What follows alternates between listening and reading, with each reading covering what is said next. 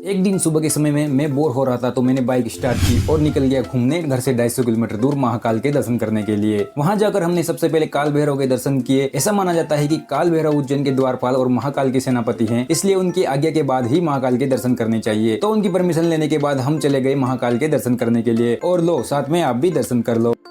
फिर हम आ गए माता सिद्धि माता के दर्शन करने के लिए। यह राजा विक्रमादित्य की कुल देवी है और यहाँ की आरती पूरे भारत में वर्ल्ड फेमस है। मंदिर के परिसर में ही 2 विशाल द्वीप स्तंभ हैं, जो देखने के बाद आपके मन को शांत और अलौकिक एहसास देता है। फिर रात को 11 बजे हम कमरे पर आकर खाना खाकर सो जाते हैं। अगली सुबह हम जाते हैं प्रसिद्ध राम घाट पर घूमने के लिए, जो शिप्रा नदी के किनारे पर स्थित है। घाट पर ही कहीं देवी देवताओं के मंदिर भी बने हुए हैं। हमने तो यहाँ पर स्नान नहीं किया, पर आप यहाँ पर नहाकर खुद को पवित्र कर सकते हैं। फिर हम चले गए ऋषि सांदीपनि के आश्रम में, जहाँ पर भगवान श्री कृष्ण, बलराम और सुदामा ने शिक्षा ग्रहण की थी। यहीं पर ऋषि सांदीपनि की तपोस्थली भी है, जहाँ पर अति प्राचीन 5000 साल पुराना स्वयंभू शिवलिंग है। यहाँ पर श्री कृष्ण की 16 विद्याओं का खूबसूरत चित्रण भी किया गया है। आश्रम में ही एक कुंड भी है, जिसकी मान्यता यह है कि भगवान श्री कृष्ण यहीं पर अपनी लिखने की स्लेट को धोया करते थे। कुंड के आसपास ही श्री कृष्ण द्वारा सीखी गई 64 कलाओं को भी दर्शाया गया है। ये सब देखने के बाद हम वापिस घर के लिए रवाना हो जाते हैं। अब आपसे मिलते हैं अगले व्लॉग में, तब तक के लिए राम राम, खमा गणी।